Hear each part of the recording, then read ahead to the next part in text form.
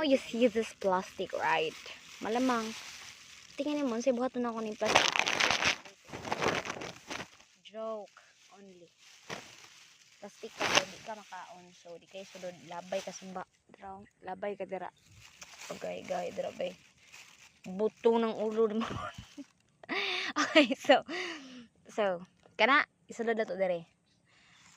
Parang maglaway ka, uy, sa muka. So, kinahanglan na, wow. Heard it? Pero hinog na siya, ha? Inana lang yun na siya. Duha. Kita ka ng mga liki, ibilin na na. Labay na, gadagan kay Mito, bay. Kaya na po. Oh. Hapil ba na? Okay. Kay babaw na liki kayo. Grabe. Oh, ipabawalan na. Kari ipailaw niyo. Mga doon na rin tapang. Isulod na na. Sig lantaw. Ayaw na pag lantaw, di gapon nga katulawan ni Bay. You can scroll. Ay, basta. Kabkaba pababaw sa mukha ba yung pronunciation. Na. I am really having a hard time nga mag-pronounce, guys.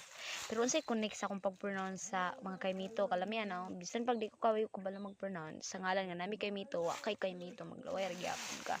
Kabalo ka si kay Mito? Patilaw kay Mito. Wala, shout out dai ni Miljun ug ni Kinit bay ug di maway magkulab dang tanan. My gosh, gatawa mo gusto kong kaugalingan ani ay. It's really funny, like okay lang, at least lalingaw ko unya. Napagid mi kay Mito, kaysa na uban dira. Pangbash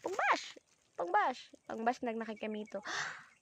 Apil pa ko ni ay dili. Syempre apilon, wait lang, let's see. Yes, apilon pa na siya. It's normal nga mag-crack na siya kay malamang gikuhit gud. Ikaw daw kuhiton. Tagak ra mga ikaw asala magbuwa mga imong heart. Syempre ang kay Mito po, di ba? My gosh, feeling na ako na future mag-vlog. Okay, so like, this is isa ka kilo. Or more than, mga, ano siya ka kilo guys, tulo. May pang kamito, gisulod sa plastic. Ang plastic, wag kay Mito. Oh, so sad. Di ka magulan ha. Ang plastic, gisulod sa kay Mito. Ang plastic, walay kay Mito. My gosh, we're gonna go home now with this. Goodbye.